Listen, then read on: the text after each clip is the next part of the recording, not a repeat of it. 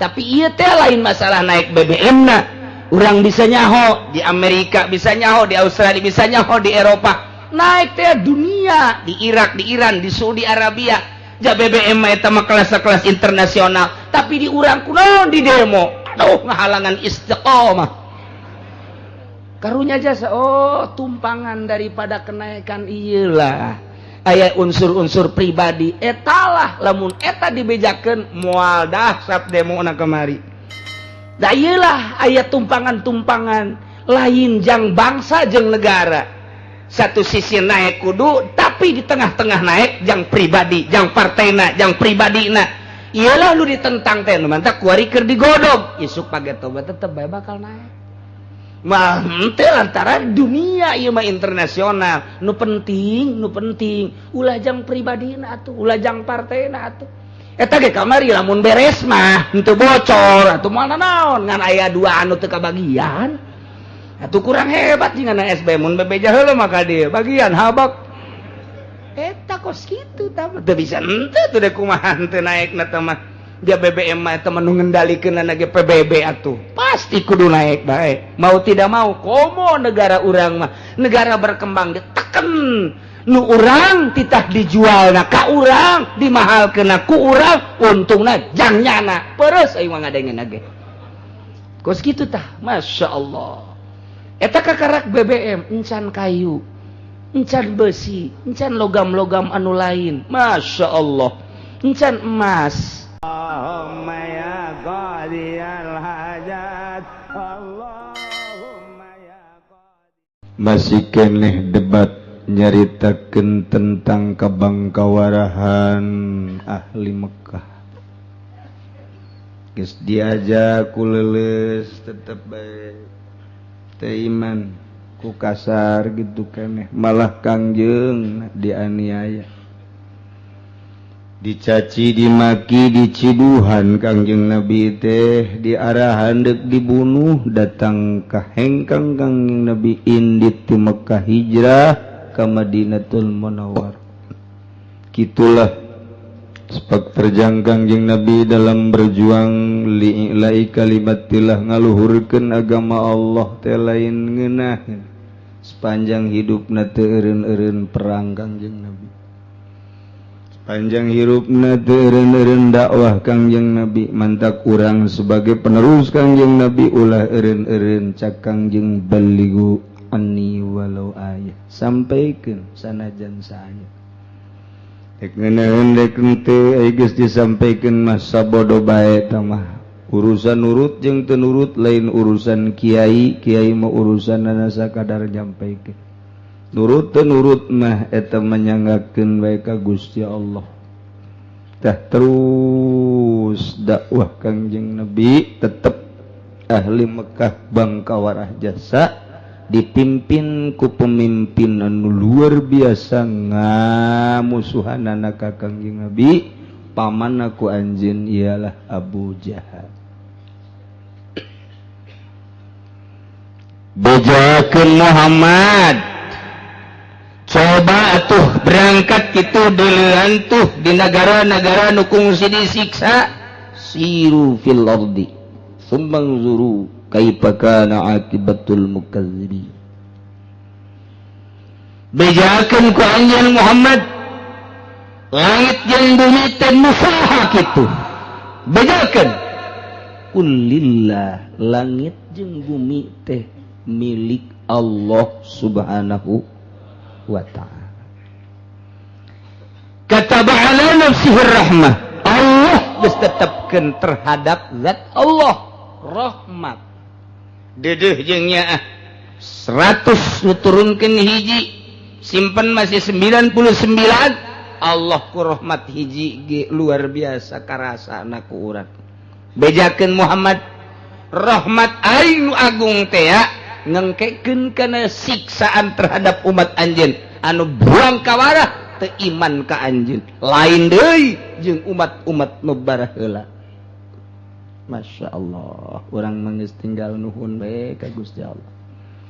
Lantaran Kangjeng Nabi mah bungsu, Nabi nu bungsu Kangjeng Nabi mah geus deudeuheunana pohara Gusti Allah. kataba ala nafsihi rahmah. Mun Allah tenurunkeun rahmat jang umat Kangjeng Nabi meureun hampir siksaeun kabeh. Sanajan urang teu ngridit, sanajan urang teu mabok, teu korupsi, pan di salingkungan urang loba meureun urang kabawa bae kuno kos kitu. Sedengkeun lamun Allah bendu ka hiji jelema, bendu ka hiji daerah, atuh nu bagus dan ge kabawa bae kasiksa. Mantap. Ku ayana rahmat Allah urang muji ka Gusti Allah kulisan alhamdulillahirabbil alamin. Bejakeun Muhammad ka ahli Mekah khususna umumna ke santero manusia. Walahu ma sakana fil laili wan nahar. Walahu tetap ka Gusti Allah, walahu milik Gusti Allah, walahu kagungan Gusti Allah masakana fil laili wan nahar.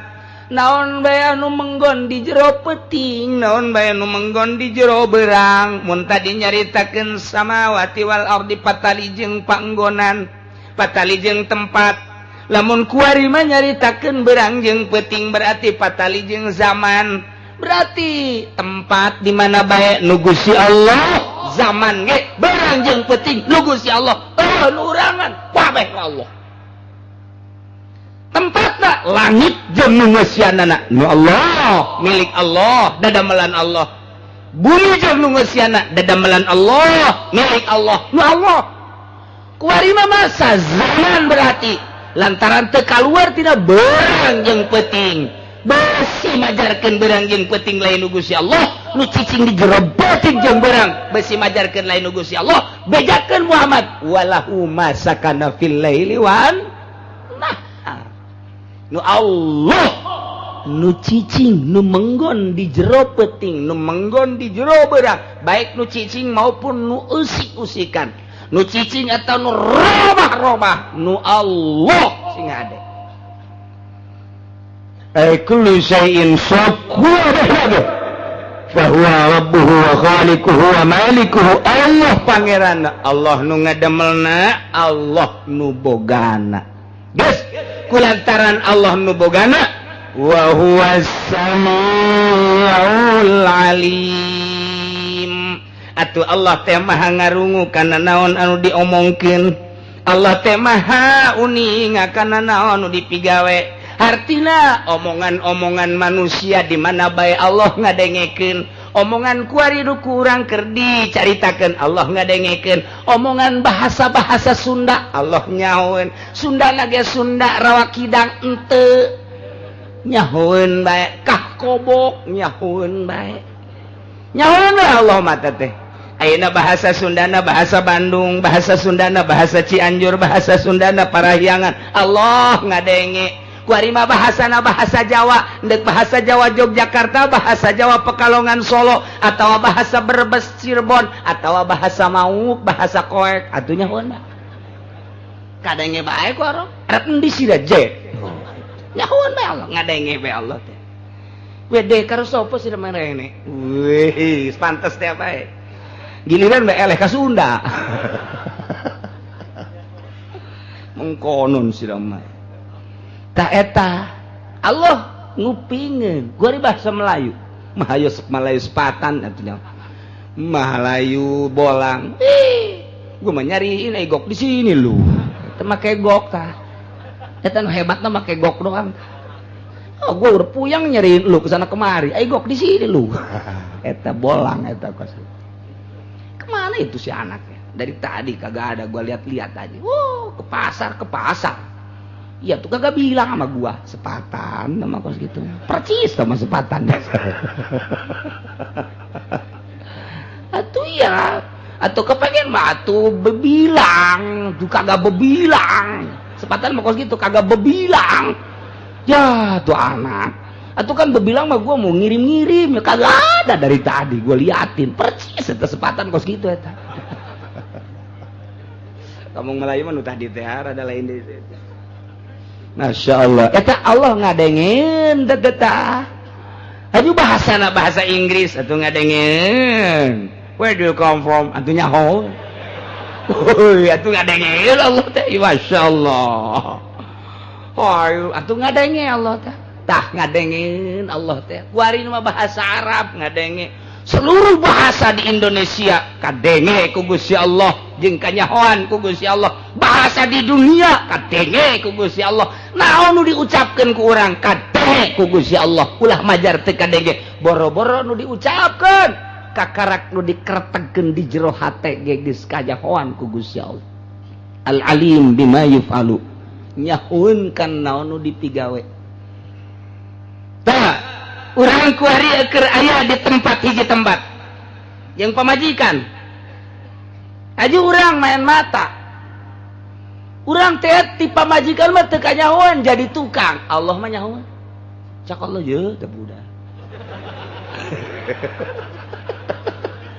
jeung main mata segala sakitu ge ustad masya Allah kanyahoan eta ku Allah teh dek naon bae kanyahoan urang ti peuting sare Allah apalin urang ti peuting maca Quran Allah apalin urang ti peuting zikir Allah apalin urang ti peuting tahajud Allah apalin masyaallah nyahoan kajen ku kumaha ge eueuh nu teu kanyahoan langit jeung bumi nu Gusti Allah berang jeung peuting nu Gusti Allah nu cicing di jero peuting jeung di jero berang nu Gusti Allah Allah teh maha ngarungu maha uninga asana cukup jang sieun ka Allah mah ku sakitu ge cukup jang sieun ka Allah mah lah aing mah teu kanyahoan ieu ku sasage ku Allah mah pan kanyahoan samarukan kumaha ya Allah ya Rabbi mentek aya hiji murid bebeja ka guruna mama ulan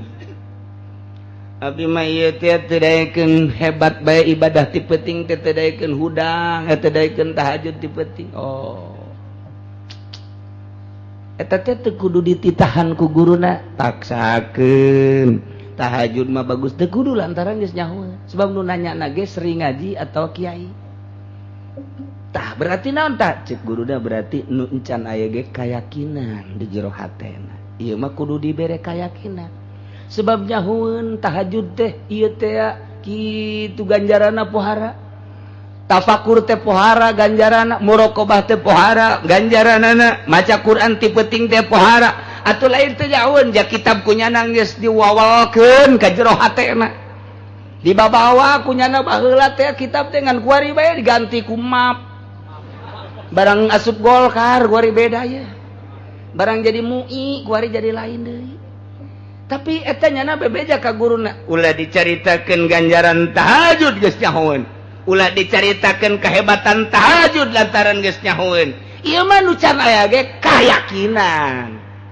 geus cek guruna teh bisa sia cicing heula di dieu lamun sia teu bisa moal naik-naik kudu cicing heula atuh di dieu jeung mama sabaraha poe mama atuh henteu aya target kos kieu mah datang ka sia daek tahajud bae jipan kitu amat mah atuh ieu mah ja aing mah ka sia teh geus pan sia teh geus masantren di dieu 10 mun aya 15 tahun mah atawa geus ngaji di mamana nganu encan teh ilmu yakin geus ku mama deuk dibere ilmu yakin ilmu yakin mah atuh kudu nuturkeun teu bisa teu nuturkeun mah henteu bisa lamun teu nuturkeun moal boga kayakinan sang kirang kiai hebat jasa ilmuna teu nuturkeun moal boga kayakinan ja kayakinan mah ayana nuturkeun guru mutabah lius syekh kakarak ge bakal boga yakin lamun sia teu daek nuturkeun moal boga yakin datang ka mamana wirid ku sia Quran wirid ku sia zikir tapi sia teu nuturkeun moal boga yakin mun sia aya waktu tuturkeun mama ayo atuh tuturkeun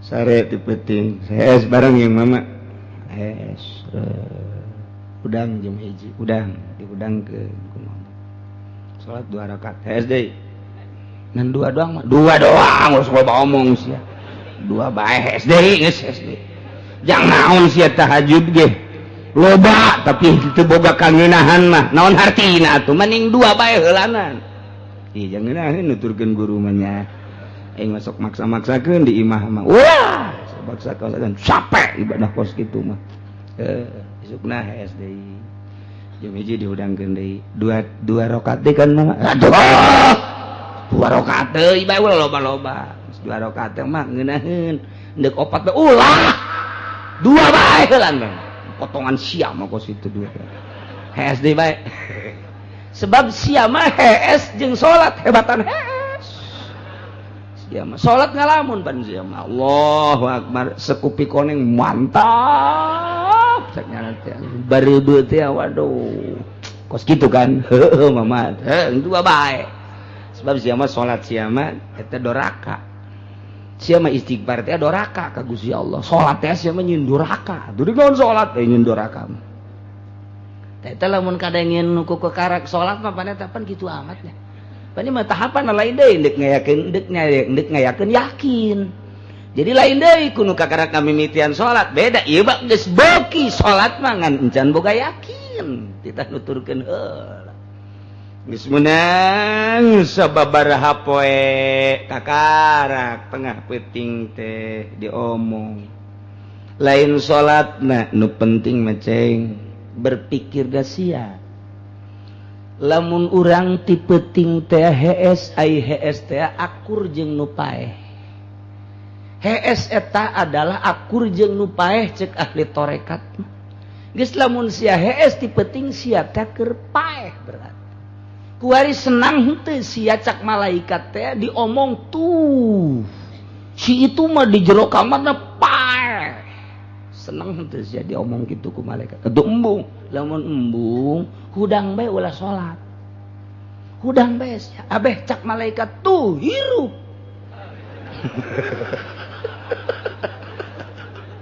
hirup ternyata komo nu handap menghirup jasa tamaja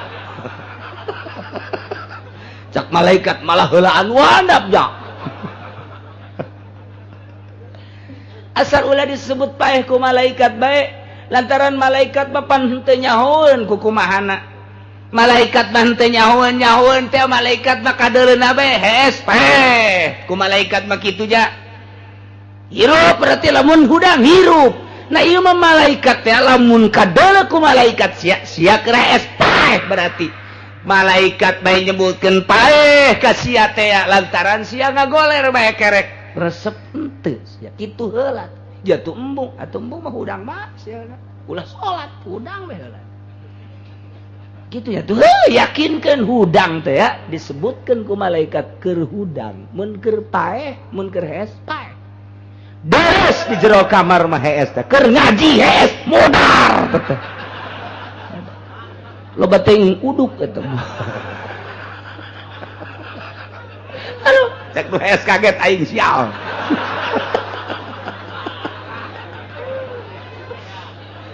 Masya Allah tah lalaunan heulanan hudang pikiran teh lain ka ibadah pikiran teh begitu hudang aing teh ku malaikat ieu teh keur disebutkeun hirup tengah peuting teh sakitu bae heulanan dibere ilmu ku guru teh begitu ndek HSI cek malaikat aing paeh berarti hudang deui hirup aing hirup malaikat ya hirup kitu bae heulanan ilmu yakin teh hesena teh kos kitu lain ibadahna ibadah mah babari bae zikir mah babari bae tapi supaya karasa Allah teh deukeut supaya karasa Allah teh nyahoeun supaya karasa Allah teh maha uninga maha ngarungu tabun urang keur ngaji kieu mah Allah teh maha ngarungu nya Allah teh maha uninga sumuhun balik ka imah nonton TV deui eta teh pan eueuh ngarungu Allah eueuh uninga Allah jalamun urang asa didengekeun ku Gusti Allah Allah teh asa dikajahokeun ku Gusti Allah moal nonton TV moal tanu mantak eta teh nonton TV ieu maksiat jeung nu sejana eta teh karna boga rasa teh didelekeun ku Gusti Allah jeung teh didengekeun ku Gusti Allah padahal walahu ma sakana fil laili wan nah wa huwas samiul alim kuari mah geus bisa penting teh asa di hudang asa hudang bae cek malaikat hudang cek guruna teh mun maneh hudang Allah nyarita ka malaikat ya malaikati unzuru ibadi deuleu ku maneh hamba-hamba kaula tuh nu di kamar nu keur hudang tuh nu di kamar di masjid di musola tuh nu di gunung tuh nu di leuweung nu harudang deuleu unzuru ya malaikati unzuru ibadi deuleu ku maneh nu harudang cek malaikat entos katigali ku abdi nu harudang tah cek Gusti Allah aing deuk mere rahmat ka jalema nu hudang ti peuting rahmat eta teh bakal karasa kunyana asa deukeut jeung aing asa ngadenge asa didengekeun jeung asa dikanyahokeun bagi jelema nu sok hudang wahai malaikat bawa ye rahmat aing dibawa ku malaikat ka jero kamar trok trok trok trok trok Assalamualaikum nyana keur di jero kamar pocong aja nu beres ya aduh anu borangan mah kitu tapi teh urang nangis sayang hudang ilham masana ilham tuh malaikat petilok assalamualaikum sada si mbak tun teh deuk perasaan aya lain moal kadeuleu pan malaikat nu kadeuleu ku urang lain malaikat jin urang lamun deuleu malaikat moal kuat moal kadeuleu ku urang naon nu kadeuleu di jero kamar lain malaikat jin tah mah mentak loba nu laporan ka kalau duh cenah kula keur penting mah manggihan jelema nu make jubah naon eta ke jin banyak kiai malaikat tajin jin moal kuat potongan sieun deuleu malaikat moal kuat ka karakter urang Karawang geus siang geus teu kuat kumaha deuleu malaikat moal kuat gitu lain jin dapat jin yakinkeun jin sing ade ulah pajar malaikat sombong sia jin moal malaikat mangkeset datang perasaan lain deui kok ieu suasana seungit atawa plong eta lah malaikat keur nurunkeun lain deui nyulusup ka jero awak ngeunaheun perasaan mulai salat eta hampang Allahu akbar asa didelekeun ku Allah asa didengekeun ku Allah Allahu akbar kuari mah geus boga perasaan tah nah iyalah guruna geus nyahoeun lantaran guruna mursyid lain haji mursyid panggil isuk-isuk ku guruna ceng ka dia ceng geura balik balik mama balik geus teu kudu naon balik sia geura ibadah geus sadaekna sia tamah deuk salat 2 deuk 4 deuk 6 sadaekna sia kumaha datang ka imah bae balik geus nyahoeun guruna lantaran geus diturunan rahmat. Nah datang ka imah na teh masyaallah ngeunaheun hudang ti peuting teh ngeunaheun bahkan nala geus jeleuan jam bae geus waktu dahar tan can ieu si jam sakieu jeleuan jam bae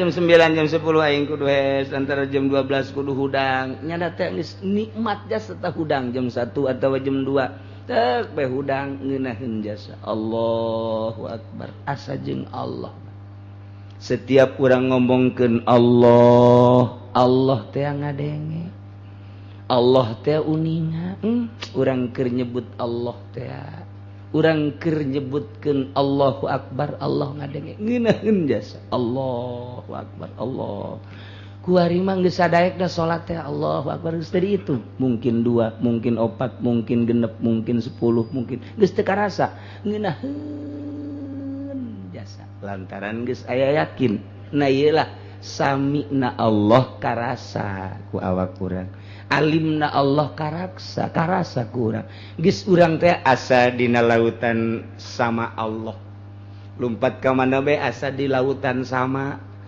teh hatina ngadenge ka mana bae urang teh asana aya dina sama Allah keur dinu lojebal jelema urang didengekeun aya di lautan ilmu Allah kanyahoan eueuh nun teu kanyahoan ku Gusti Allah lantaran langit jeung bumi nu Gusti Allah berang jeung peuting nu Gusti Allah nu ngeusian berang jeung nu ngeusian peuting teh atuh eta teh gonan nu Gusti Allah sementara Gusti Allah teh sifatna as-sami'ul alim maha ngarungu maha uninga contona mun geus boga yakin cara Kangjeng Nabi Ibrahim alaihis begitu dek dibalangkeun ka seuneu jol bae malaikat Jibril cek malaikat Jibril coba bejakeun ka kula besi dek minta tulung cek malaikat Jibril ala ka hajatun apa boga perlu boga hajat cepet kura rek laporan ka Gusti Allah jawaban Kangjeng Nabi Ibrahim ya Jibril amma ilaika fala ka Gusti ka anjeun mah teu butuh saeutik-eutik acan anjeun ngan ngaran doang Jibril tetep makhluk Allah kula ge Ibrahim makhluk Allah sawa sia makhluk Allah aing makhluk Allah teu perlu bantuan sia Jibril khusus aing mah ka Gusti Allah meme aing dek dibeuleuh meme dijadikan Allah geus jahoan ka aing indit sia Jibril Masya Allah cak malaikat Jibril kakara kemang dia aing jelema kos kieu weh teu pohara jasa ieu mah budak pohara jasa jelema coba udah wah kakarak degede Roma abah coba sugan boga bantuan coba orang mah teu boga yakin orang bila perlu sakompi 203 turunkeun ka bejata ke jangan hadangan urang teu boga yakin tah mah deuleu Kangjeng Nabi Ibrahim meme aing dijadikeun manusia meme diturunkeun ka bumi geus aya ieu teh di Lauhil Mahfuz aing bakal diasupkeun ka sana ku Raja Namrud andai kata paeh geus aya tulisanana cenah teu paeh aing ku geus aya tulisanana nyanggakeun sadaya-daya ka Gusti Allah indit sia Jibril aing teu kapake cek malaikat Jibril teu kapake aing ya teu yakin masyaallah ilah wa huwas samiul alim kitu heula tah dina ilmu tarekat lain langsung zikir bae babari zikir mah tapi nuturkeun guruna tuturkeun helanan geus lamun urang ningali dina kitab Jawahir eueuh jelema nu jadi wali teu nuturkeun guru moal aya jelema nu jadi wali teu nuturkeun guru tetep bae guru teh boga dedengean engke ge lamun aya nu nuturkeun ka guru si anu nyahoeun guru teh oh iya nu teh nuturkeun nyahoeun geus eueuh masalah nuturkeun jeung teu nuturkeun ka guru mah eueuh pangaruh ngan naik darajat nu nuturkeun teu naik darajat nu teu nuturkeun bila perlu ku Allah langsung dibeslahkeun kitulah di ilmu kawalian mah urang teh ngeri jeung urang teh sieun jeung ngeri nah ayana bahasa sapa teh eta teh bahasa ti wali ngan wali mah taranya apa mun aya kiai sia teu nurut ka aing disapa sia ku aing sapa deui habak ndeh kakarek jadi kiai bae disapa deui sia ku aing main sapa-sapaan geus murid jeung masalah tapi lamun jeung wali bahaya nyapana geus lain kunyana langsung ku Allah man azali waliyan faqad azantuhu bil harab Allah langsung nu ngarusakna sebab naon dirina geus boga rasa sami sama Allah geus aya di dirina alim ilmu Allah geus aya di dirina lempang ka mana nyana asa ngojay di sama Allah lempang ka mana nyana asa ngojay di ilmu Allah eueuh kasieun geus aya yakin hiji be Allah nu selalu aya di jero hate Qul aghayrallahi attakhidhu waliya bejakeun ku anjeun Muhammad gali megagor Allah anta kasalian Allah attakhidhu waliyan kaula ngajadikeun pangeran anu engke kukula disembah sedengkeun pangeran teh pati di samawati wal ard anu ngadamel 7 lapis langit jeung 7 lapis bumi wa huwa yutimu Gusti Allah tanu ngarizkian walayu pamu jeung teu dirizkian Gusti Allah mah bejakeun maknya kudu kasalian Allah nyieun pangeran sesembahan teh sami nu nganyieun langitna Allah nu nyieun bumina Allah teu mungkin atuh kudu nyieun pangeran kasalian Allah manat lata jeung uzama lain pangeran eueuh dongengna patung nyieun langit eueuh dongengna patung nyieun bumi dan nu nyieun Allah mah kafir ge ketika ditanya saha nu nyieun langit jeung bumi kul Allah nyana ge ngomong kitu sasahage boro-boro urang kafir ge Yahudi ge nyaritakeun nu nyieun langit bumi mah Gusti Allah manya kudu nyieun pangeran sesembahan salian Allah sementara nu nyieun langit jeung bumi teh Gusti Allah subhanahu wa ta'ala geus ulah nyieun pangeran salian Allah dalilna lantaran Gusti Allah nu nyieun langit jeung nyieun bumi ana Allah nu nyieun langit jeung nyieun bumi atuh Allah lah nu jadi pangeranana geus nu nyembah ka pangeran berarti hak nu teu nyembah ka pangeran henteu hak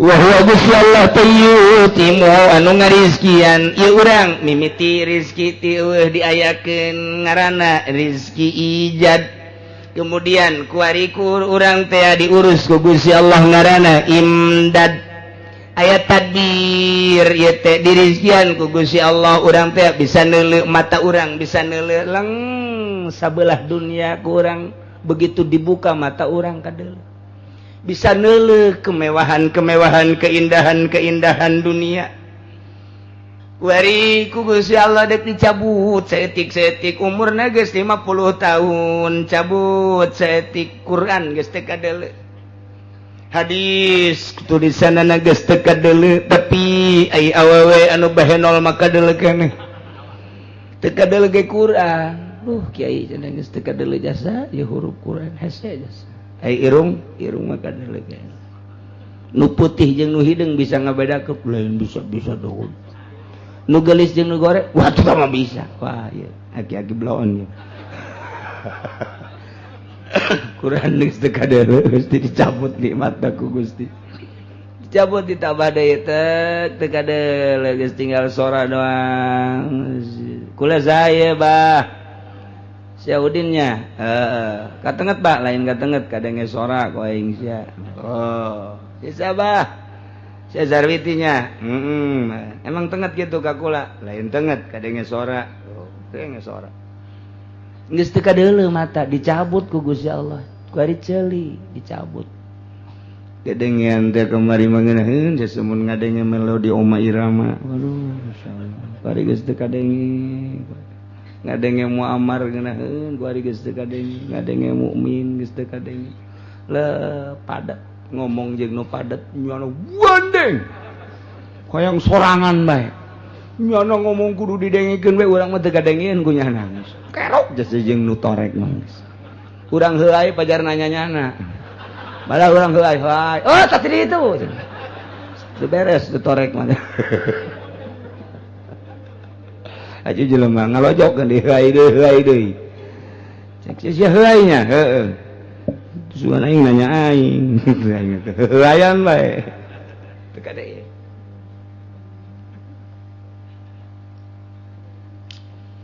ngomongnya nangis dah teu kadeuleuh teu kadenge cenah umur sabaraha lagi 65 umur dari na geuning aidan matungeun nganu teu asdas mente teh teu kuat cenah kana teh jengkol teu kuat segala siki asem jengkol atuh teu kuat si kurangan ari jeung pamajikan sare keneh ki boro-boro ngadu tonggong we ka belah dieu henteu dicabut ku Gusti Allah geus tah geus eueuh nanaonan tah mah hirup tah mah mata geus eueuh deuleu ceuli geus eueuh denge ambeung geus kurang atuh rarasaan kitu keneh bobogaan nu handap geus teu hudak geus leuleus bae geus dah ieu geus tah geus moal kebal deui mangkos moal kebal deui geus siap kudu meuli boeh sorangan kudu nemen ieu mah geus kudu meuli boeh sorangan moal kebal deui tah eta teh ya di Allah diurusna aya jelema nu dedeleuan normal bae atawa aya nu teu normal ke dinormalkeun deui kitu keneh dedengeanana teu normal ke dinormalkeun deui kitu keneh kitu bobogaanana dan lain sebagainya Allah nu ngurus awas wa huwa yut'imu wa la yut'am nu ngarizkian baik rezeki dahar, rezeki tanaga, rezeki deuleu, rezeki denge, rezeki tanaga dan lain sebagainya. Allah nu mere nu mata kurang bersyukur ka Gusti Allah. Bersyukur teh lain ngomong alhamdulillah, eta mah bersyukur lugawi eta mah kos kitu mah. Urang Bandung geus sok ngarita, alhamdulillah boga anakku bager-bager tein, beuh pohara jasa. Kumaha kitu kabageranana? Ai kabageranana mah unggal bulan kikirimanana kopi 1 kilo gula 1 kilo rokok kalo sok ieu luar biasa. Budak tu soleh teuing ka si anak. Asok salat, ai salat betilok. Nyana bersyukur syukur lugawi, nyebutkeun soleh ka anak pedah ngiriman kopi jeung gula jeung rokok kalo gentong. Tapi ai henteu salat mah pancak agama mah henteu soleh. Tapi kunyana disebutkan soleh, tak nu adina mah ceknya teu soleh, padahal mah sok salat. Nu adina mah salat tak getok, jelok mere kopi teu soleh ceknya. Eta di Bandung kos gitu eta kos gitu. Atuh di Cisoka ge sarua bae. Eta lain kitu, gunakeun ku urang ieu tanaga urang. Gusti abdi dipasihan tanaga ku Gusti, tanaga abdi rek dipake ngabakti ka Gusti. Pakai ngaji ku abdi rek pake salat ku abdi tah eta teh ngabaktikeun tanaga ka Gusti pake ngabdi ka Gusti salat. Abdi bade nulungan Gusti ka agama Gusti, abdi mah boga tanaga doang di lembur abdi keur ngabangun masjid. Duit abdi mah teu boga, nanaon teu boga ngan boga tanaga ku abdi dek diabdikeun tanaga abdi pake ngaluhurkeun agama Gusti melalui tanaga abdi tanaga dek dimanggakeun yeuh jang ngaluhurkeun agama Gusti mawaan naon nu diperlukeun. Ya Allah ya Rabbi, da eta teh kos kararitu teh hese jasa tanaga mata. Gusti mata abdi teh dek pake ibadah ka Gusti nilaian Quran geus puyeng nilai Quran ya, puyeng ya nilai Quran geus kunang-kunang nilai kitab geus sarua bae pamajikan ka desa aya naon ka kadi juk kadi hareup deuk naon tuh aing deuk ibadah pan ibadah sih neuleukeun banget sia aing nilai Quran aing kesal bawa kitab kesal nileukeun batur mah nya nela banget siapa geus mandi encan robek meureun siapa tan nelekeun pamajikan teh nelekeun pamajikan eta teh ibadah jadi atuh geus nelekeun pamajikan ih cok pamajikan isin atuh diduekeun atuh siana deui ibadah deulekeun aing atuh daripada deuleuh tinggal cak incu itu keur naraon. Ulah hese ibadah mah tukos kitu bae. Nah, manya aing kudu nyeun pangeran, manya kaula kudu nyeun pangeran. Salian Allah mah, sedangkan Allah teh nu ngadamel langit, ngadamel bumi, nu mere rezeki, nu teu bisa aya nu ngarizkieun ka Gusti mah, da Allah nu merena. Tuh, bejakeun ku anjeun Muhammad, ini umirtu sanyana kaula diparentah an akuna supaya kaula aya awal man aslama pangheulana jelema nu Islam ka Gusti Allah min hadhil ummah pangheulana kangjeng teh lantaran kangjeng nu diutus jadi rasul Allah ku Allah subhanahu wa ta'ala. Qul bejakeun wa qila la takunanna minal musyrikin ulah aya anjeun Muhammad termasuk jelema nu musyrik.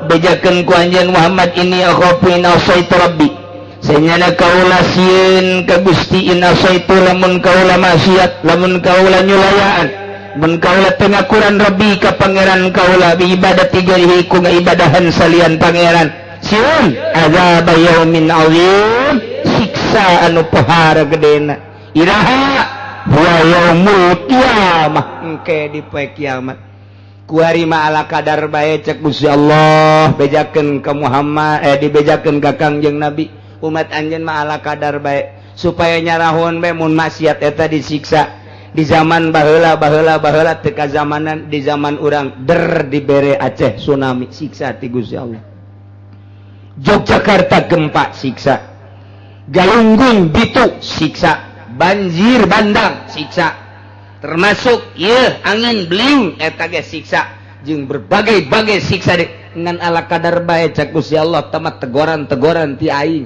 supaya umatnya nyahoeun timbul ti mana coba eta angin menang saha eta coba eta angin kok eta angin ngarusakna teh dipilih-pilih coba hayu belah dia mah dilengkah ku angin nu di dia dirusak nu belah dia dirusak di dia dilengkah deui ka dia dirusak hayu coba pikir ku sia haju angin sanggeus ngarusak der ka mana deui eta angin engke meunang sababaraha poe timbul deui eta angin bejakeun ka umat anjeun Muhammad saha tanu nyieun angin coba nyieun coba teknologi anti angin Jepang nyieun teknologi anti gempa begitu dibangun ku jana 40 begitu 40 naon gitu ngaranna 40 tingkat anti gempa dibejakeun ka dunia ka Amerika dibejakeun ka Eropa dibejakeun bahwa kami telah mampu membuat anti gempa yo gedongna beres kabejakeun isukna brebet buak kabeh ku gempa ande kumaha deui Jembai anti angin blue dijieun ku Amerika begitu beres nyieun anti angin tornado datang ke Amerika ribuan bangunan buak kabeh jeung ratusan manusia nu mantak begitu urang gitu kena tsunami Amerika maksa ka urang supaya urang meuli alat-alat anti gempa hampir dibeli tapi Gus Dur bilang gak usah siapa yang bisa menghentikan gempa gak usah Gus Dur nentang gak usah gak ada itu di negara lagi acak-acakan beresan negara behelanan Jepang ambruk anti gempa anti angin keambruk baik Gus Dur gak ada gak usah ditentang ke Gus Dur alhamdulillah lamun eta dipaksakan Masya Allah tah uari mah saha nu bisa nentang pemaksaan seperti kuari bagi adapun ieu naik bensin internasional bensin mah naik BBM internasional di urang ge sebenarnya mah kudu naik bensin teh teu naik mah moal saimbang tapi ieu teh lain masalah naik BBM na urang bisa nyaho di Amerika bisa nyaho di Australia bisa nyaho di Eropa naik teh dunia di Irak di Iran di Saudi Arabia ja BBM eta mah kelas-kelas internasional tapi di urang kunaon di demo aduh ngahalangan istiqomah karunya jasa tumpangan daripada kenaikan ieu lah aya unsur-unsur pribadi etalah lamun eta dibejakeun moal dahsyat demona kemari da ieu lah aya tumpangan-tumpangan lain jang bangsa jeung negara satu sisi naik kudu tapi di tengah-tengah naik jang pribadi jang partena jang pribadina iyalah lu ditentang teh nu mantap kuari keur digodog isuk page tobat tetep bae bakal naik mah henteu lantaran dunia ieu mah internasional nu penting ulah jang pribadina atuh ulah jang partena atuh eta ge kamari lamun beres mah henteu bocor atuh moal naon ngan aya dua anu teu kabagian atuh kurang hebat jeung na SB mun bebeja heula maka dia bagian habak eta kos kitu tah teu bisa henteu teh kumaha teu naekna teh mah dia BBM mah eta nu ngendalikeun ge PBB atuh pasti kudu naik bae mau tidak mau komo negara urang mah negara berkembang diteken nu urang titah dijualna ka urang dimahalkeunna ku urang untungna jang nyana peureuss aing mah ngadengeun ge kos kitu tah masyaallah eta kakarak BBM encan kayu encan besi encan logam-logam anu lain Masya Allah encan emas ya Allah nu mantak emas ambalayah ge ku ari ka dieu eta gara-gara naon diantepkeun ku Amerika ge emas nu eta mah bodoh teu urusan ku Amerika emas eta mah lantaran emas eta mah sok ngising Allah karim do ini akhafu inna syaitu rabbi azaba yaumin azim rempan jasa cek Kangjeng Nabi mun kula nyulayan ka pangeran dengan ngaibadahan salian pangeran yakni salian Allah siksa meureunanan sieun jaga di poe kiamat jadi engke tetep bae di poe kiamat mah bakal disiksa mana nu iman ka dieu tempatna mana nu teu iman ka dieu tempatna lamun urang mata hate urang nyimpleng ke alam nu itu Masya Allah inggis jasa mata urang nu ieu mah bisa neuleuna dengan sakadar sakieu bae mun kahalangan mamalah mah teu luas mun teu kahalangan kakarak sabelah dunia cek Imam Ghazali urang hahalang sabelah dunia ku mata urang kadeuleu ieulah keistimewaan rezeki Allah terhadap mata tapi lamun kahalangan terbatas tapi mata hate di jero kamar tertutup coba ge deuleukeun mata hate urang aing paeh dicabut nyawa deuleu ku mata hate di mana bakal paeh teh di kasur di rumah sakit apa di imah tetangga apa keur nyaba ka daerah paeh teh kos kitu impleng mata hate deuleukeun ku sia cek Imam Ghazali cabut nyawa teh aya hiji barang anu didamelna ku Gusti Allah teh ati heula kemudian saenggeusna aya terusak roh ngaran didamelna ti heula di alam jabarut alam lahut engke diturunkeun ke alam jabarut diturunkeun ke alam malakut diturunkeun ke alam nasut kuari urang keur aya di alam nasut alam nu panghina-hinana alam nu pangrusak-rusakna ieu roh dijieuna ku Gusti Allah ti heula tapi geus moal rusak deui ka dituna diasupkeun ku ari ka awak urang isuk pageto dicabut di awak urangna dipiceun engke ka leuweung dikubur sapoe 2 poe saminggu ngagedean 15 poe bitu ngese hancur tidinya teh tinggal tulang belulang rayap bilatung teu saha kecuali jelema nu talar Quran kecuali jelema nu bisa ikhlas ibadahna kecuali jelema nu ngamalkeun ilmu na magahan ngajina ikhlas iyalah dijamin ke atawa nu sering maca yasin atawa memeh maot maca surat tabarok tak iyalah aya jaminan-jaminan teu daekeun ke bilatung di jero taneuh begitu dek di dahar aya tabarokan cak bilatung panas neangan tatanggana bae atuh ngambrek ka tatanggana kadinya teu daekeun.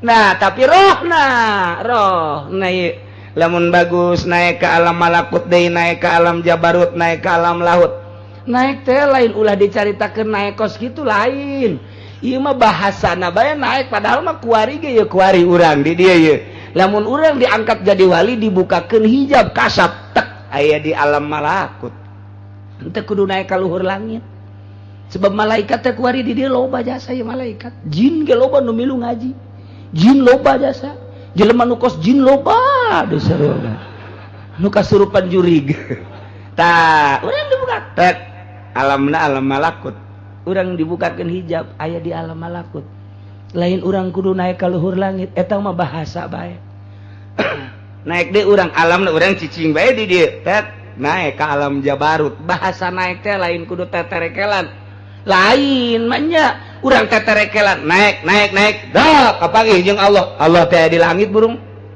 lain kitu ja Allah ma walahu ma sakana fil laili wan nahar Allah ma nu boga bumi nu boga langit nu boga peuting nu boga beurang nu aya di jero peuting nu aya di jero beurang nu Allah lu mantak wali Allah mah teu kudu ka Mekah cak cenah gaon ka Mekah naon atuh ja bisa ka Mekah asal dibukakeun bae hijab trek naik ngalengkah datang ka Mekah ini naon kudu make jeung naik kapal-kapal sagala jadi deket Mekah mah salengkah doang plek datang ka ditu ka Mekah salengkah doang datang ka Banten jadi deket dideketkeun teh Baitullah teh tah eta teh geus hese jaritakeunana emang aya nu kos kitu atuh aya jasa coba cenah kiai saurang bae coba pangnuduhkeun di dieu mun aya coba aya teh eueuh mal bejakeun ku aing ge teh nyaho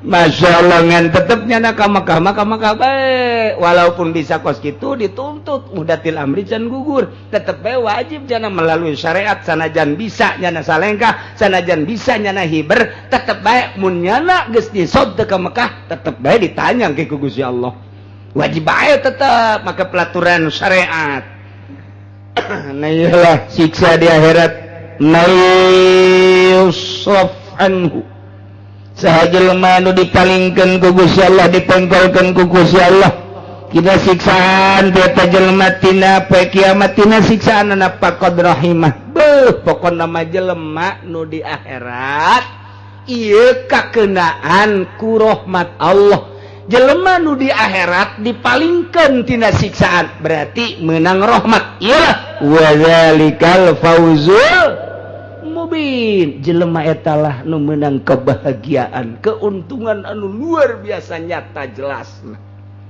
Di akhirat ketika jelema ditimbang, dihisab, kemudian nyana dipengkolkeun tina siksa, salamet tina siksa.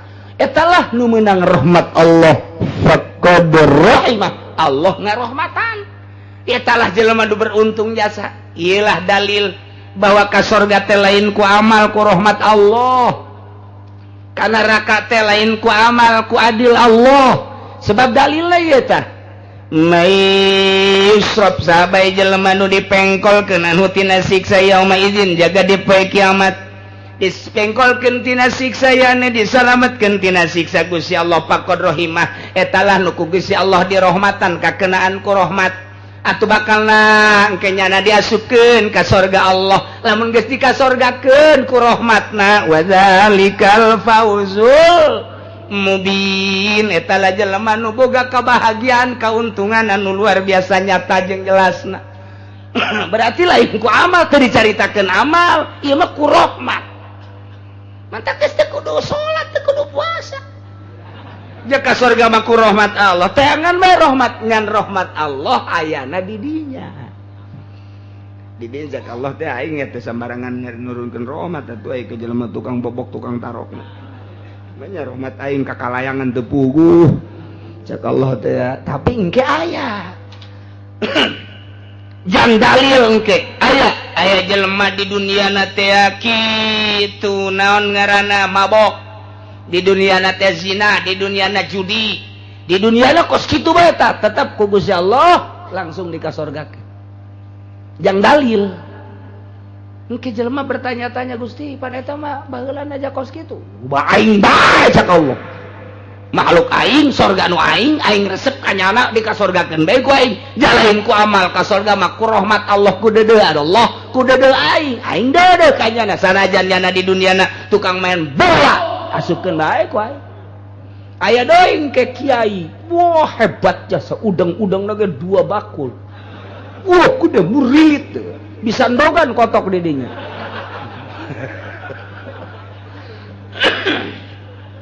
Tapi engke dikanarakakeun ku Gusti Allah protes ke jelema Gusti pada tetepan hebat jasa kiai mah abu ya kok dikanarakakeun kumaha aing bae naraka nu aing sia eta makhluk nu aing dikanarakakeun atuh ku aing ku adilna aing jalain ku amal sanajan nyana beramal bae aing tersep dikanarakakeun bae ku aing bae jang dalil engke aya.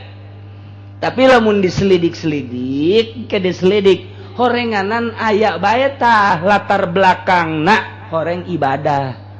Engke lamun diteliti mah si eta padahal mah tukang mabok, padahal mah tukang maksiat, tapi kok ka sorga. Selidik horeng aya amal anu pohara jasa nu Allah resepeun.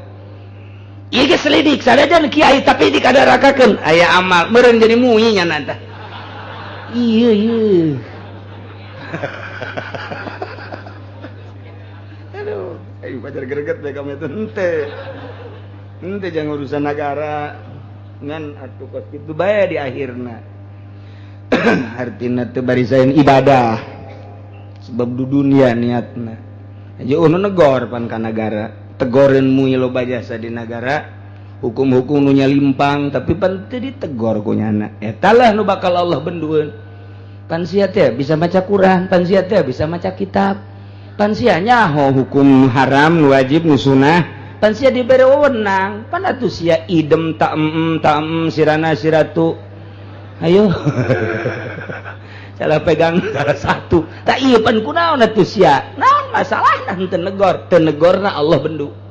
Ilmu dibere ku aing, wawasan dibere ku aing, wilayah dibere ku aing, tapi pan sia menikmati didinya. Endahan gunta ganti mobil. Kamari Avanza, kuari Innova, dek meuli DSRP, malah dia boga hayalan dek meuli ayo sia kunaon teu negor atuh aya na tegor hukum eta mah teh akur dina kitab hukum eta mah teh akur jeung kitab atuh tegor salah satu nu teh akur atuh pan eta pentasarupan zakat atuh kunaon ku sia lain dipatasarukeun ka fakir miskin endahan ditasarukeun ka nyieun musola nyieun majelis taklim sanajan aya ge dalilna atuh kunaon dipake bae ku sia fakir miskin urusan sia loba kunaon teu negor sia Allah benduna kos kitu Allah teh bendun seuri budak nguy ka jeung kumaha ge tah di akhirat ieu jeung lewat teu kakeunaan ku siksa ialah faqad rahimah dipengkolkeun tina siksa Allah lantaran kakenaan ku rahmat Allah anak kakenaan ku rahmat Allah diboyong dibawa ka surga Firdaus ka surga Jandatun Naim dan surga-surga nu disadiakeun etalah wadzalikal fawzul mubin dibere awewe tembung kaum lalaki teh hayang lalaki deui awewe dibere lalaki embung hayang awewe deui jadi ku Gusti Allah teh dibere seperti kos kitu ka hayangna lalaki resep ka lalaki homoseksual awewe resep ka awewe lesbian ieu mah geus bae awewe jeung awewe deui ngadu gaplok ya Allah ya Rabbus lalaki jeung lalaki urang mah pan nu normal kieu urang sadibere kasepna lalaki ge atuh teu hayang kudu merosotkeun calana mah jejadis najis urang mah lantaran atuh mah normal bere kasep jasa geus lalaki aju nyana nonggeng jebelu urang atuh nyana naonan sia nonggeng di hareupeun aing embung kumaha cenah kieu lamun nonggeng na awewe ya awewe sia masuk aing bae sia rasakeun atuh teh lalaki ka lalaki homo awewe ya awewe lesbi masyaallah karim nu mentak Kangjeng pernah nyarios inggis urang ma akhafu ala ummati amala qaumil lut wa inna akhwafa ma akhafu ala ummati amalu qaumil lut dipake karempan jeung pake kasieuna kaum kaula umat kaula besi engke nuturkeun laku lampah karakter budaya kaum Kangjeng Nabi Lut lesbi atawa homo kuari inggis urang besi cara sakumaha siksa nu diturunkeun ka kaum Kangjeng Nabi Lut alaihis naudzubillah min geus dibahas hukumna Imam Syafi'i geus ngabahas hukum liwat Imam Maliki geus ngabahas Imam Hambali geus ngabahas Imam Ahmad bin Hambal Imam Hanafi geus ngabahas seluruh para mujtahid geus ngabahas liwat leuwih dahsyat ibatan zina namatak nya nama kuduna ge dibeum aya zina mah kan lamun guer muson sakadar dihad anu muson ranjam tapi anu liwat belum kuari malah dilindungi di PBB malah dikawinkeun lalaki jeung lalaki teh lantaran make aturanana HAM hak asasi manusia hormatilah hak asasi manusia kama qala Raden Haji Oma Irama nah iya di Indonesia engke bakal kumaha engke lamun urang milih DPR nu sambarangan bisa terjadi nuturkeun Prancis, nuturkeun Jerman, nuturkeun Inggris. Sarua hayang boga gitu hak asasina yang dikeluarkeun, dilegalkeun. Lamun di Indonesia sampai dilegalkeun, dek dikamanakeun beungeut kieu nu aya di DPR tah sih. Ya Allah ya Rabb, masyaallah. Tapi ningali lobana nu homosek tuntutanana ka DPR misalna geus aya nu lesbi tuntutan geus aya sementara nyanana teu pernah ngaji ngaju main sogok terima bae bisa terjadi naudzubillah min zalik lamun geus terjadi bisa disiksa ku Gusti Allah ieu teh nu mabok sarua jeung ngundang siksa nu zina ngundang siksa nu judi eta teh ngundang siksa ka Gusti Allah sarua jeung abdi mah Gusti teu nurut ka Gusti abdi mah dek korupsi bae lah pokona mah eta mah neuk disiksa ge kabehan ieu kajeun sarua jeung kitu ngan teu ngomong seakan-akan lamun ngomong teh kos gitu. Masya Allah. Nah, ieu kaum Kangjeng Nabi Lut teh seperti kos gitu. Kangjeng Nabi Lut terus-terusan dakwah. Dulu cek Kangjeng Nabi Lut atuh kira-kira ja awewe loba bikang loba woi cek Kangjeng Nabi Lut widih iki akeh ki geus berbagai bahasa Kangjeng Nabi Lut geus hesen iki wedan akeh wih si Romo yang kenal pote bae ge wih blon geus dakwah Kangjeng Nabi Lut terus-terusan dakwah kumaha eta eta mah jawabanana wa ma kana jawab qaumi illa an qalu akhrijuhum min qaryatikum innahum unasun yatatahharun.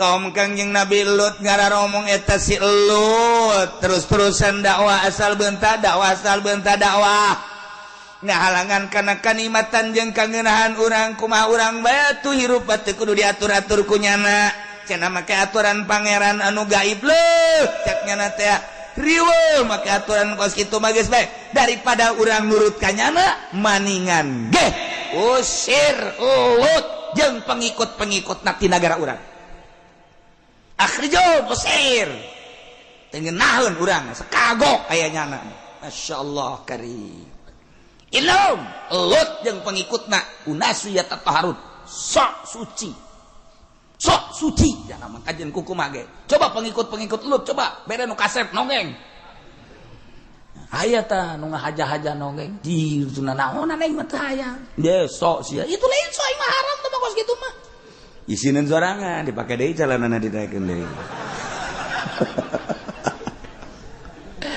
ya Allah ya Rabbi mulai ndek aya pengusiran terhadap Kangjeng Nabi Lut jeung pengikut-pengikutna ieu di mana ieu ingat ieu di Urdun Yordan tepatna Sodom Gororoh ta eta tah nu kamari sim kuring ka ditu babarengan ka laut mati laut mati teh disebut Bahrul Maut urang mah laut mati eta teh danau Lut terkenalna nu kuari Sodom teh terkenal di luar negeri mah ngaranna Sidim mun dina kitab tafsir ngaranna Sadum atau Sadum urang mun ngadenge urayan Sodom lamun urang maca tafsir Sadum atau Sadum lamun urang kuari ti para arkeolog ngadenge eta teh nagarana daerah Sidim tuh urang lamun ti Yordan terus ke arah Israel ka ditu belok kanan kadinya ni dia aya laut mati kula jeung rombongan datang kadinya alhamdulillah kukula geus dibejaan bahwa ieu adalah tempat siksa daerah siksa kaum Kangjeng Nabi Lut hati-hatinya geus beta rurun kabeh ka laut mati kabeh ngararojay hayang membuktikan bener henteu ngambang bener kula ge deuk hayang tadina nu mantak hayang loba urang barat mara kesempak wah indah ye ceuk kula ye mantep ye lah ye kiih heula kula kiih kadinya tadi luhur sanggeus kiih keluar kapanggil jeung sosok manusia hiji jelema nyana datang nyekel we ka kula haza baladu Urdun cek nyana aja dicekel sorban kula ku nyana dicekel sageza dicekel terus dipetakeun ieu cara cek nyana ieu cara naon gara-garana make sorban negara Urdun jadi kula mah cicing wae nyana anu terus be mang metakeun ka kula ieu negara Urdun kula cicing wae terus ku nyana dipakekeun teh ieu terus henteu teu neulekan kula mah nyana bae anu makekeun terus Urdun jadi diijazahan cek nyana geus beres tah aja suka cek nyana terus beres ieu lah ieu sorban pakaian negara Urdun diijazahan kula di pas WC keluar sakeudeuk cek nyana ulah ka ditu ulah turun ka laut ieu urut siksa Kangjeng Nabi Lut umat Kangjeng Nabi Lut ngan ngomongna bahasa Arab kula pajar ngobrol naon bae ku Haji Pedi janya mah pan teu ngarti bahasa ngertinya nama tuh. Jadi udah pajar ngobrol naon bae jeung nya padahal mah eta teh nganasehatan. Mun cara urang mah Pak Kiai, jangan ke laut sana, jangan mandi. Ini bekas siksa Kangjeng Nabi, umat Kangjeng Nabi Lut. Cukuplah di sini saja atau ke belah sana. Geus dibere ijazahna kieu ye. Pulang terus ka belah ditu, barang ngalieu eueuh ca jelema eta. Mantak cek ulah. Coba nu kolot-kolot mah ulah ka ditu, ulah ka laut. Coba nu ngarora ge ulah lamun bisa mah. Ngun geus teu katahan. Brok. Haji pendeknya geus buka calana. Geus naonan siapa kolot.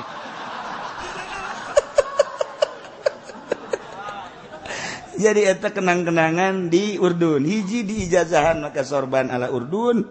Nomor kedua nyana nganasehatan. Meureun di hate kula rada aya tadi nama hayang. Rada aya hayang nama mumpung ka dieu tuh sok aju mumpung kan urang mah. Tapi etatnya nang nasihatkan maka bahasa Arab ulah ieu urut siksa cek nya teh amankan Pak Kiai arina kula jeung nu kolot-kolot mente alhamdulillah kula Haji Pendi Haji Agus Haji Rosidi anu bangsa teu laku ka awewe lah nu geus karolot aran teu atuh awewena ge loba nu henteu aya nu ngarora maka ditu bau kukula dibere waktu eta teh sajam setengah naraeknya poho asa jadi bangkong meureun kikieuan we nya digorokun geus hese jasa supir ge seuri bae supir tuh masalah di ditu mah supir ge teu bermasalah artina seserian cak ngomong urangna mah cak ngomong urang supir ngomong ka kula asal geus asup ka laut ieu moal bisa sajam sebabna merasakan keindahan kenikmatan laut moal bisa 3 jam. Budak pohara jasa eta mah. Tinggal urang bae ngarokok deui di dolo. Gegeroan urang. Jauh pon ti luhur ka handap teh. Endaan seserian. Segering teh. Ngeus sabodo sia bae atulah. Ngahiji jeung urang barat. Urang Indonesia, urang Mesir, urang mamana ngahiji jeung urang barat. Urang barat teh dilalaga kahayangna. Nya make sempak doang pun sakieu. Nya paruti pan. Emang kiai neuleuh ulah ngomong sia mah.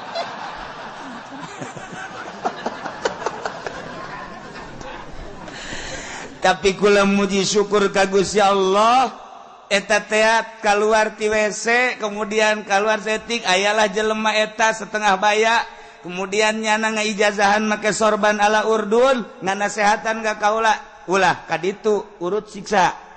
Ngeus kula can kaburu nganasehatan harita di mobil mah di handap ngan sabar kadar nyaritakeun bahwa ieu urut siksa teu ngaulahkeun nah akhirnya tuh kadari itu jeung diulahkeun ge asal moal bisa eta moal bisa sebab indah jasa. Nah iyalah Israel Palestina ieu Yordan ieu tadi dia tengah ieu ngaranna Danau Lut atau Laut Mati urang lamun ngojay di dinya ngambang we di paroto kuari ge foto nu di makam-makam eueuh nu aya eta tak kabeh ge nu tembongkeun teh nu keur ngojay we karena ieu nu di makam coba nu di makam Tuan Syekh Abdul Qadir mana meureunnya coba anu di makam ieu nu makam wali teh nu di Yordan mana meureunnya coba di Kangjeng Nabi Suhaib aya nu di Laut Mati ieu gede kur kieu ieu kenang-kenangan juri jam atuh Diskos gitulah di luar negeri.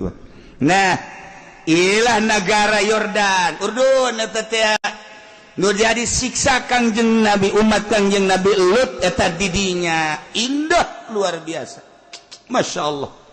Eta teh disebut Sodom Gomorrah. Eta kan Gomorrah ieu Sodom. Sodom belah dia Gomorrah. 5 negara atau 4 daerah anu iman ka Kangjeng Nabi Lut loba nu iman loba ngan nu teu iman nu bakal disiksa jumlahna 400.000 manusia lain saeutik urang tsunami bae kamari 200.000 iyalah anu di dinya buang kawarah jasa sebanyak 400.000 manusia Kanjeng Nabi Lut terus-terusan dakwah. Ternyata di tengah-tengah keluarga Kanjeng Nabi Lut teh horeng pamajikan anak mah teu iman ka Kanjeng Nabi Lut. Masya Allah, orang lamun inget kadinya Gusti Allah teh maha kawasa amat sehingga ngajadikeun anak Kanjeng Nabi Ibrahim teu iman ka bapak. Ieu pamajikan anak, pamajikan pangabogaan anak, 2 awewe gerilis luar biasa. Hiji Siti Raisah, nomor kedua Siti Yagusah. Eta anak hasil ti pamajikan anak nu pamajikan Kanjeng Nabi Lut ngaranna Siti Wahilah. Ieu anak iman ka Kanjeng Nabi Lut. Siti Raisah jeung Siti Yagusah iman ka Kanjeng Nabi Lut ka bapak, tapi pamajikan Siti Wahilah Masya Allah sehingga nyanalah nu jadi toser ketika ayat tamu kasep ka Kanjeng Nabi Lut. Pamajikanna keluar ngabejaan dulur tuh di imah kula ayat tamu kasep teu kira-kira eta pamajikan. Masya Allah, tuluy pamajikan Kanjeng Nabi Lut osok nyelundup keluar ti imah jadi mucikari. Berarti nyana neangan lalaki-lalaki kasep dibikin ka mangsana dibayar. Na'udzubillah min zalik wa min zalik. Di mata Kanjeng Nabi Lut biasa baik, tapi di luar sepengetahuan Kanjeng Nabi Lut, Siti Wahilah istri daripada Kanjeng Nabi Lut jadi mucikari. Allah karim. Di bejaan Kanjeng Nabi Lut teh ku Gusti Allah bawa anak mah iman ka anjeun Lut, tapi pamajikan mah nu ku anjeun pernah dikekepan ngahasilkeun 2 anak teu iman ka anjeun Lut. Kanjeng Nabi Lut ngahanang Gusti pamajikan teu iman jageuninganan di payuneun mah. Kos kitulah jelema munafik ti Gusti Allah di hareupeun mah sumuhun dauh muhun-muhun nya-nya, tetapi kalakuan di luar eta mun maneh nyaho nyana adalah seorang mucikari. Allah Gusti panghampurakeun pamajikan Nabi. Urusan meta panghampurakeun urusan kemanusiaan ku aing kadenge, tapi aya rahasia di balik ieu. Ulah sekali-kali Lut ngomong kos kitu. Nyanggakeun Gusti atuh ka Gusti, tapi pan ieu pamajikan abdi. Pamajikan anjeun cuman berkarakter seperti eta. Dasar ruhna bagus, tetapi syahwatna anu luar biasa.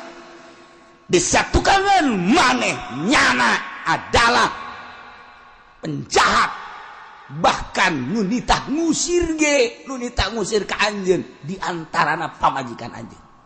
Masya Allah, urang kan lamun ingat kadinya pohara jasa geus satu hari kos kieu mah Gusti abdi mah deuk kumaha bae dakwah terus Lut, dakwah terus 10 tahun 20 tahun 30 tahun dakwah terus. Kulantaran Kanjeng Nabi Lut nadek diusir beneran, geus terkondisi bakal diusir. Jeung anu nuturkeun ka Lut, Kanjeng Nabi Lut ngadua ka Gusti Allah. Ya Sedum negara. Ayul yaum lak. Allah bahasa sakitu. Doa Kanjeng Nabi Lut. Poe mana nu bakal dikenakeun ku pemilikna ka anjeun wahai Sedum, terserah Gusti Allah. Kaula geus teu kuat lantaran lain masalah dakwahna pengusiran ti negeri anjeun ya Sedum. Ya Sedum ayul yaumi lakallah Sedum. Tutup langsung Kanjeng Nabi Lut dakwah, wahai umat kaula nu iman ka kaula, tinggal tunggu keputusan ti Gusti Allah. Urang lamun titah kaluar ti negeri ya segera siap. Wabeh anu iman ka Kanjeng Nabi Lut siap-siap. 1 hari setelah doa jol Kanjeng Nabi jol kitu Kanjeng malaikat Jibril alaihissalam jeung malaikat Mikail memehna ka Kanjeng Nabi Ibrahim heula. Kanjeng Nabi Ibrahim dibejaan bahwa negeri Sadum nu dipimpin ku alo anjeun yakni Lut bakal disiksa. Kade umat di dieu ulah ka Yordan jeung kaula setelah di dieu bakal berangkat ka ditu ka Lut.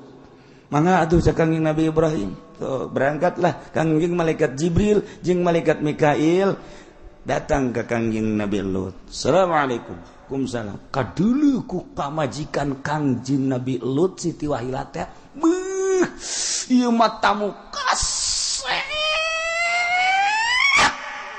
Oh, haraja saya mah kasep. Urang Yordan teh karasep tapi ieu mah kasep jasa. Urang Yordan mah karasep, irung mancung, mata burelet, bibir bareureum, semampai. Pokoknya orang neule awewe di Yordan, neule lalaki di Yordan, kuarasep. Oh, lu jore. Barang urang neule ke pasar Kemis, Masya Allah. Nah, iya mah kasep jasa. Gegiraan bae eta Siti Wahilah, begitu aya tamu. Ka imah karasep nyana keluar ngabejaan. Saudara-saudara sekalian cek nyana. Aduh, imah bayaran lagi kudu mahal. Aya naon? Di imah aya tamu kasep. Lain lalaga di mah kasep lagi. Teu anta paradoy langsung darata. Lot, mana tamu kasep? Malaikat Jibril aya kana di dinya.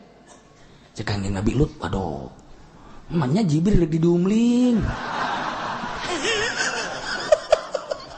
Ada panik. Oke Kangjeng Nabi Lut ada panik toh. Mun kejadian Jibril di dumling kumbay. Maksudnya panik makan kos gitu. Sarua jeung tadi teh aya pocong. Panik kan. Lut, mana tamu? Kaget Kangjeng Nabi Lut cek malaikat Jibril. Tenang. Ana Jibril wa hadza Mikail. Tenang, Lut. Ulah geumpeur. Ieu mangan sakadar dek ngabejaan bahwa anjeun jeung umat anjeun segera ba'da subuh ieu lumpat ka Yerusalem. Kabeh bejakeun. Aya rek dikumahakeun nagara ieu rek disiksa. Kula nu langsung kita nyiksa anak ku Gusti Allah. Segera langsung ya tuh sapamitan pes aya. Didobrak lawang begitu malaikat Jibril geus kalaluar didobrak lawang. Lot, mana lu kasep? Coba batu teangan.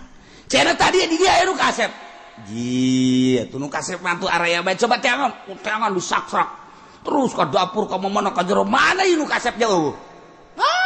Ieu si Wahilah bohong ka jeung kumaha ge. Bohong ieu terus datang Wahilah. Mana nu kasep? Nyana tetep dihareupeun Kangjeng Nabi Lut mah kieu bae. Teu rek ngomong Siti Wahilah di kahareupeun salaki mah. Masyaallah. Geus, kuari mah dicarekanan ge cicing bae Kangjeng Nabi Lut.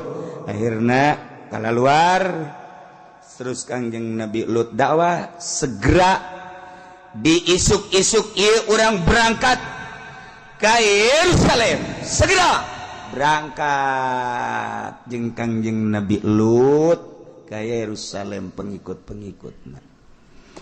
Cek Kangjeng Nabi Lut tidak terkecuali anak kaula, pamajikan kaula jeung dulur-dulur kabeh lamun bener ieu urang hayang salamet, urang berangkat kuari ka Yerusalem. Nah, catatan ketika berangkat ulah aya anu nyileuk saeutik acan. Cek Gusti Allah teu meunang aya nu nyileuk kena siksa. Moal kebale ya siksa. Wabeh berangkat Kangjeng Nabi Lut dihareup, kemudian anak, kemudian pamajikan Siti Wahilah ge milu.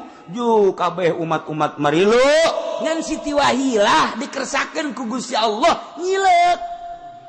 Masya Allah, nyana aya nyileuk kitu tah. Begitu nyileuk, batu langsung. Aya seunian batuna golepak bae geus di dieu. Encan keluar di negeri Yordan masih keneh di negeri Yordan. Eta teh geus nyileuk Siti Wahilah mah langsung kena becap padahal nu saja encan. Geus teu meunangeun berarti keluar ti Yordan. Langsung golepak. Lantaran teu meunang nyileuk Kangjeng Nabi Lut teu nyileuk, anakna teu nyileuk. Kabeh umat teu nyileuk nu bakal salamet mah. Neuleuh eta mah sabodo teh ngagolepak teu nyileuk. Sugan kumaha henteu sebab ngalamatkeun diri kabeh ieu mah. Dengan penuh keyakinan bakal disiksa ku Gusti Allah. Berangkat. Ieu Yordan, Sodom, ieu Gero gitu. Gumaroh, kemudian lewat ka dieu ka Kaler. Nah, mulai perbatasan Yordan, Israel, ieu Yerusalem. pas asup ke Yerusalem wadenge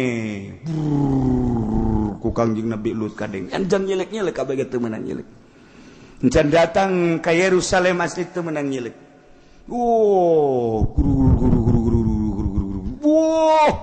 kaget di Yordan kaget kabeh ke jelema oyag-oyagan bumi oyag lain lalagaan oyag di luhur galedeg si geleger ayat aya naon kitu batuna aya segelan ternyata ieu batu menang ti neraka sijil bari ieu batu teh ti neraka sijil aya ngaranan hiji-hijina lamun jang haji pendi bae geus teu bisa nyana kaluar ti dinya geus ieu mah geus bae pokona mah aya ngaranan bae teh mah jang Aisyah jang Sarwiti geus aya ngaranan pesenan langsung ieu mah weh ti ditunggu encan pakalaluan encan kaharandap kakarak ngubeng bae di luhur batu ngubeng di luhur aya seunuan bos pohara jasa ditonton bukan itu babatu wah itu babatu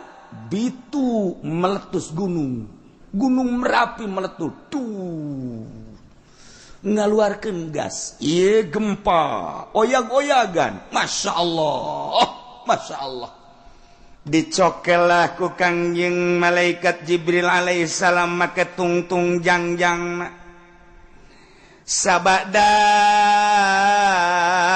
gunung Merapi meletus ngaluarkeun gas begitu pula batu-batu sing jelegur ieu masih keneh goyang-goyang eta batu nu meunang ti neraka sijil aya ngaranan hiji-hiji langsung ditibakeun ka jelemana masing-masing ceus dicokel ieu taneuh ku tungtung jangjang malaikat Jibril alaihissalam diangkat ka luhur datang ke malaikat nu aya di langit ngadenge kana suara kotok kongkorong geus datang ka luhur ku malaikat Jibril dibalikeun brus ka handap nu di luhur jadi di handap nu di handap jadi di luhur manusia nu aya di dinya langsung arasup ka neraka kos kitulah siksa nu ditibakeun ka kaum Kangjeng Nabi Lut alaihi salam fa anjayna wa ahlahu illa imra'atah kanat minal ghabirin wallahu a'lamu bimuradi fa anjayna maka nyalametkeun kaula nu agung ka Kangjeng Nabi Lut wa ahlahu jeung ahlina Kangjeng Nabi Lut yakni anakna nu ngaran Siti Raisa jeung Siti Agusah bahkan ahlahu teh jeung masyarakat anu iman ka Kangjeng Nabi Lut alaihi salam illam imra'atah kecuali pamajikanana yakni Siti Wahilah anu teu iman ka Kangjeng Nabi Lut anu ku Kangjeng Nabi Lut titah kaluar babarengan syarat ulah nyileuk asal nyileuk kena siksa nyana mah tersiksa di Yordan keneh kanat minal ghabirin pamajikan Kangjeng Nabi Lut mangaran Siti Wahilah minal ghabirin termasuk salah satu jelema anu tetap kena siksa di jero nagara Yordan siksa wa amtorna alaihim matara Gusti Allah subhanahu wa ta'ala nita malaikat ngahujanan ka kaum-kaum Kangjeng Nabi Lut alaihi salam mataron yakni hijarat sijil batu menang jokot tina neraka sijil aya ngaranan hiji-hijina Allah karim atu fa ahlaknahum nunya sahiji-hiji acan dirusak ku Gusti Allah ku ari tinggal puing-puing urang ka Yordan ku ari ningali laut mati Sodom ngaranna nu terkenal ku ari ieu adalah lembah Sidim etalah urut siksa kaum Kangjeng Nabi Lut alaihi salam ahli arkeolog didinya meneliti dunia ieu setelah diteliti ternyata asup ka Sidim tersebut kunyana ditingali batuna begitu batuna ditingali ieu batu terkeras di dunia hiji nomor kaduana mengandung seuneu anu luar biasa nomor katiruna aya sulfur ieu teh lamun dikaawakeun lamun kurang diantep awak engke bisa molotok nu kuduna engke dipandianana di dinya maka di ditu geus disadiakeun sulfur kos itu teh asal urang dek mandi ka ditu asup ka dinya urang teh diletakan engke titah ngagejembur ka ditu ari urang ieu mah rombongan ti dieu geus teu nyaho kaler kidul dia mah geus teu main letak-letak ngagejembur sorangan bae geus ka ditu batur mah make letak heula eta teh aya unsur-unsur kitu medis lamun anu kurap bakal lenyit kurapna kudis lenyit kudisna lamun anu hideung bakal jadi putih lamun nu putih bakal jadi hideung Masya Allah dijualan lah di toko-toko ngan dijualan lah geus diramu bakal aya satu kesulitan baheula mah urang nyokotan di dinya keluar di bandarana henteu meunang nya maka diproduksilah mahal meuli urang bisa dibawa ka dieu dipake taneuh tama taneuh nah gunungna anu tadina gunung tersebut kitu bitu diteliti ternyata per detik ieu jadi kawah-kawahna masih heab-heaban keneh setelah kawahna heab-heaban dijagdag eta teh dijagdag hayang nyaho kedalaman kawah tersebut di gunung nu aya di Yordan eta di nu sababaraha ribu meter terus per detik ieu encan kajagdag per detik ieu encan kajagdag adapun kawah anu adapun eta mah naon danau Lut geus kanyahoan jadi laut mati Sodom ngaranna kemudian taneuh nu dibalikeun di Gomorrah belah ditu eta teh tandus kadolo taneuh hidungna tandusna anu tatadina eta dihadap wari jadi di luhur teu bisa dipelakana naon urang kadinya ge panas mentak tidak diperbolehkan manusia kadinya teu meunang panas kuari ge masih panas keneh bae mentak eueuh teu dimeunangkeun urang hanya bisa ke laut mati termasuk laut mati ege eta termasuk nu dibalikeun ngan anu bagian jadi danauna kos kitulah urut-urut siksa kaum Kangjeng Nabi Lut alaihi salam maka cek Gusti Allah fanzur kaifa kana akibatul mujrimin dele pikir ku aranjeun kabeh kaifa kana kumaha geula kabuktianana akibatul mujrimin tungtungna jelema anu berdosa ka Gusti Allah lain di Yordan bae andai kata di Indonesia lamun terus-terusan teu ibadah ka Gusti Allah teu iman ka Gusti Allah mabok dikembangbiakeun zina dikembangbiakeun kemudian judi dikembangbiakeun maling korupsi dikembangbiakeun ieu tenuntut kemudian tenuntut kemungkinan urang disiksa cara kaum Kangjeng Nabi Lut alaihi salam cuman urang ngadoa naudzubillah min galik ngalindung urang sadaya ka Gusti Allah tina siksa nu model kos kitu paling urang mangan sadakeun nyadarkeun diri urang ulah datang ka ngundang siksa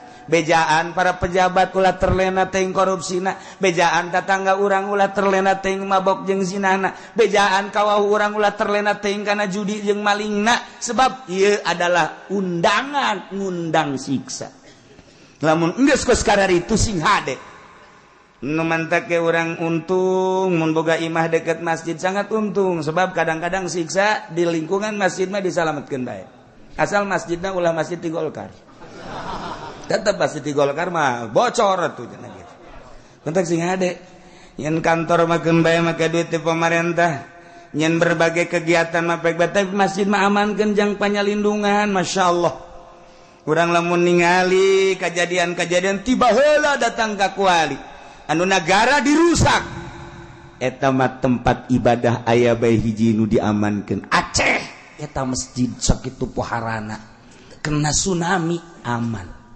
jeung di berbagai negara-negara anu disiksa ku Gusti Allah tempat ibadah nak diamankan ku Gusti Allah. Itali hampir sarua jeung kaum Kangjeng Nabi Lut ketika disiksa ku Gusti Allah digempakeun aya satu bangunan masjid leutik aman. Ilah kemodelan anak supaya orang ningali fanzur kaifa kana akibatul mujrimin tuh anu saudara rosa mah acak-acakan datang ka kuarit umat Kangjeng Nabi Lut teh disiksa terus baik dislangsung ka neraka sijil. Masya Allah karim mentek kurang makruh ka urut-urut siksa kos kitu teh endek ningali bae jang sakadar nganyatakeun ayat tetapi haju menikmati mangojai dirinya makruh hukumna. Ketika orang datang ke petempatan urut siksa neuleumah neuleuh bae cuman orang ulah haju didinya menikmati mah sebab eta urut siksa sanunya hongket timbul siksa deui. Kos kitulah umat Kangjeng Nabi Lut alaihis anak Kangjeng Nabi Lut salamet dua Siti Raisah jeung Siti Agusah istri Kangjeng Nabi Lut Siti Wahilah cilaka lantaran teu iman. Kemudian Kangjeng Nabi Lut di Yerusalem setelah selesai Allah sapoe eta nyiksa geus beres sapoe eta Kangjeng Nabi Lut ngadatangan Kangjeng Nabi Ibrahim kebenaran Kangjeng Nabi Ibrahim di Yerusalem didinya di Palestina ngobrol Kangjeng Nabi Lut jeung Kangjeng Nabi Ibrahim di Palestina setelah ngobrol 10 hari kemudian instruksi ti Gusti Allah Kangjeng Nabi Lut supaya kembali deui ka Yordania. Maka Kangjeng Nabi Lut pamitan Kangjeng Nabi Ibrahim di Palestina pamitan Kangjeng Nabi Lut ka Yordan deui beserta putrina 2 jeung masyarakatna. Begitu datang ka Yordan maksudna naon? Ulah batur bae nu titah neuleuh anjeun dulur anjeun tetangga anjeun kerabat anjeun nu geus disiksa panjur beuleuh ku anjeun sarua jeung hai Lut jeung umat-umat anjeun Lut deuleuh heula memeh batur neuleuh kaifa kana akibatul mujrimin tuh deuleuh akibat-akibatna jelema-jelema anu dosa anu teu nurut ka Gusti Allah begitu neuleuh kaget kabeh lantaran hiji ieu kuari geus jadi danau Sodom nu tadina kota eta laut mati teh kota Sodom belah ditu gemaroh di deuleuh nu tadina kota dibalikeun taneuh nu handap jadi di luhur jadi di handap belah ditu gunung ditingali eta mah gas jadi eta mah siksa kangong Kangjeng Nabi Lut mah dahsyat biasa kadahsyatanana naon ti luhur seuneu ti handap gas seuneu dibalikeun seuneu kabeh masyaallah. Mantak Imam Syafi'i ngahukuman jelema anu zina guer muson zina muson rajam aya nu ngadumling beuleum sebab naon umat Kangjeng Nabi Lut ge baheula dibeulem ku Gusti Allah di luhur batu ti neraka sijil dihandap gasono dibalikeun ka seuneu deui masyaallah. Mudah-mudahan urang kabehan bisa mawas diri sehingga orang bisa tobat ka Gusti Allah tina berbagai kesalahan-kesalahan orang khususna orang kabehan umumna umat manusia nu aya di Indonesia. Mudah-mudahan diberi tararobat ku Gusti Allah Subhanahu wa taala, pejabatna diberi tobat, pedagangna diberi tobat, pengusahana diberi tobat, buruhna diberi bisa tobat, petanina kiaina seluruhna bisa tobat sehingga orang aman tina siksa Allah Subhanahu wa taala jeung bisa ningkatkeun ibadah orang ka Gusti Allah sehingga orang di akhirat disalametkeun menuju surga Allah Subhanahu wa taala. Selesai nyaritakeun tentang Kangjeng Nabi Lut beserta kaumna, dilanjut bakal nyaritakeun tentang Kangjeng Nabi Syuaib alaihi salam masih di Yordania. Wallahu a'lam bishawab.